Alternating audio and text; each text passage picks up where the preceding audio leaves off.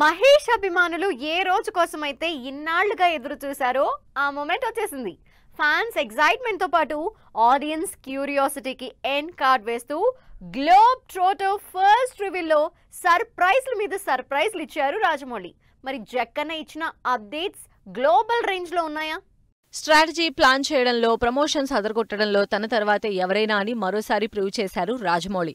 Globe trotter first reveal event కి జక్కన్న చేసిన ఏర్పాట్లు చూస్తే ఎవరికైనా మైండ్ బ్లాంక్ అవ్వాల్సిందే. ఆ రేంజ్ లో ఈవెంట్ కండక్ట్ చేశారు. ఈ సినిమా విషయంలో ఇన్నాళ్లుగా సూపర్ స్టార్ అభిమానుల సహనానికి పరీక్షలు పెడుతూ వచ్చిన రాజమౌళి ఈవెంట్ ఎవరూ ఊహించని ట్విస్ట్లతో బిగ్గెస్ట్ సర్ప్రైజులు రివీల్ చేశారు. సినిమాకి పవర్ఫుల్ టైటిల్ తో పాటు Mahesh Babu first look reveal చేసి సినిమాపైన ఎక్స్పెక్టేషన్స్ స్కై లెవెల్ కి పెంచేశారు రాజమౌళి డైరెక్షన్ లో మూవీ చేయాలని ఫ్యాన్స్ ఎప్పటినుంచో కోరుకుంటున్నారని, అది ఈ పాన్ వరల్డ్ సినిమాతో సాధ్యమైనందుకు ఆనందంగా ఉందన్నారు మహేష్ బాబు.